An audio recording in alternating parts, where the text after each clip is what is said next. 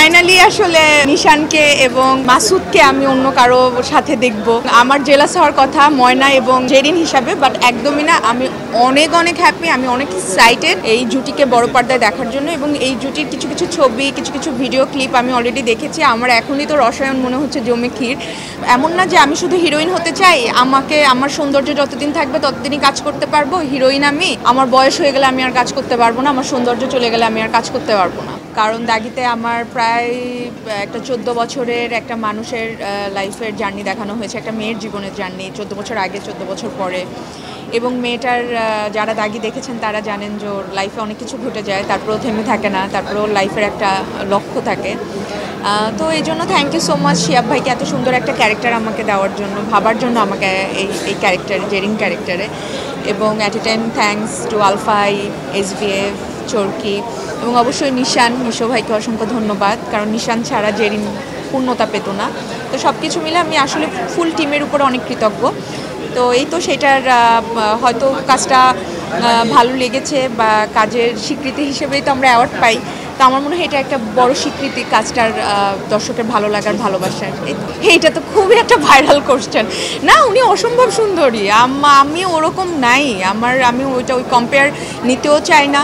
এবং আমার মনে হয় না, আমার চোখে ওভাবে পড়েও নেই। যেহেতু বলেছেন হয়তো আপনার চোখে পড়েছে, বাট না, আমার মনে হয় যে আমাদের বাংলাদেশের নারীরা অন্যরকম সুন্দর, এটা সৌন্দর্যটা ডিফারেন্ট।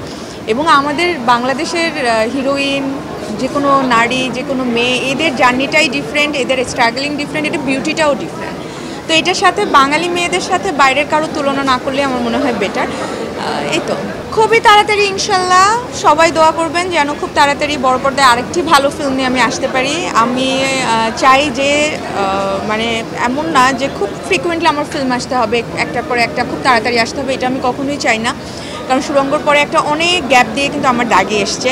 তো আমি দাগির পরে যদি গ্যাপও হয়, তারপরও আমি চাই যে একটা ভালো চরিত্র, একটা ভালো গল্পেই যেন দর্শক আমাকে পর্দায় দেখে। এবং সেটার জন্যই আমার অলওয়েজ নিজেকে প্রিপেয়ার করা। আমি সুপার এক্সাইটেড, মানে ফাইনালি আসলে নিশানকে এবং মাসুদকে আমি অন্য কারো সাথে দেখব। হ্যাঁ, এবং আমার জেলাস হওয়ার কথা ময়না এবং জেরিন হিসাবে, বাট একদমই না। আমি অনেক অনেক হ্যাপি, আমি অনেক এক্সাইটেড এই জুটিকে বড় পর্দায় দেখার জন্য। এবং এই জুটির কিছু কিছু ছবি, কিছু কিছু ভিডিও ক্লিপ আমি অলরেডি দেখেছি। আমার এখনই তো রসায়ন মনে হচ্ছে জমে ক্ষীর। তো বাকিটা আমি বড় পর্দায় দেখতে একদমই মানে ইচ্ছুক, অনেক বেশি ইচ্ছুক এবং অপেক্ষা করছি। এবং থ্যাংক ইউ রনি ভাইকে এবং কনগ্রাচুলেশন রনি ভাইকে। রেদন রনির অনেক বছর পরে আবার বড় পর্দায় যাত্রা হতে যাচ্ছে, এটা আমাদের ইন্ডাস্ট্রির জন্য অনেক অনেক প্লাস পয়েন্ট। এবং সেখানে আলফাই, SBF, মানে সবাই, মানে পুরো টিম এত বেশি স্ট্রং। আমার মনে হয় চঞ্চল ভাইও আছে যেখানে। আমার মনে হয় অনেক ভালো ভালো একটা ফিল্ম আমরা ঈদে পেতে যাচ্ছি। এবং গুড লাক ফুল টিমকে। এবং আমি তো হলে গিয়ে দেখবো এবং আশা করি দর্শকও হলে গিয়ে দম দেখবে। এমন না যে আমি শুধু হিরোইন হতে চাই, আমার সৌন্দর্য যতদিন থাকবে ততদিনই কাজ করতে পারবো। হিরোইন আমি, আমার বয়স হয়ে গেলে আমি আর কাজ করতে পারবো না, আমার সৌন্দর্য চলে গেলে আমি আর কাজ করতে পারবো না।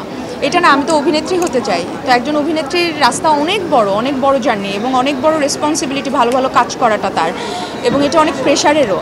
তো আমি তো অভিনেত্রী হতে চাই, এই পর্দায় আমি অন্যরকমভাবে নিজেকে প্রেজেন্ট করতে চাই। সেখানে আমাকে দেখতে কেমন লাগলো ম্যাটার করে না, সেখানে আমার ক্যারেক্টারটা কতটা আমি বাস্তবিকভাবে ফুটিয়ে তুলতে পারি ওইটা ম্যাটার করে। হ্যাঁ, অ্যাওয়ার্ড প্রোগ্রামে একটু সাজুগুজু করে ফেলি আর কি।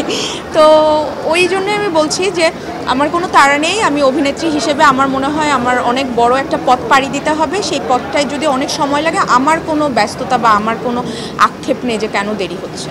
হ্যাঁ, OTT তো আমি সবসময় বলি যে OTT আমার কাছে মিড টার্ম এক্সামের মতন, যে ফেল করলে ফাইনাল এক্সাম দেওয়া যায় না। এবং মিড টার্মে যেটা হয়, মিড টার্মের প্রিপারেশনটা আমার মনে হয় একটু বেশিই লাগে।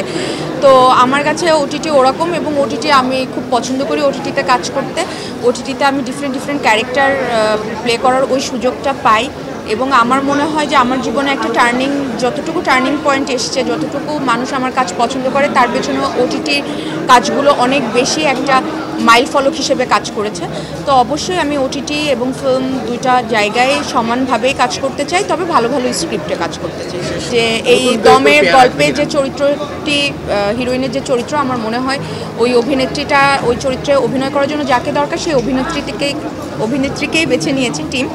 এবং এরপরে যদি ওরকম কোনো চরিত্র হয় যেখানে আমাকে প্রয়োজন হবে ওই গল্পের চরিত্রে, সেখানে হয়তো আমিই থাকবো, সেখানে নিশো ভাইও হতে পারেন বা অন্য যে কেউ হতে পারেন।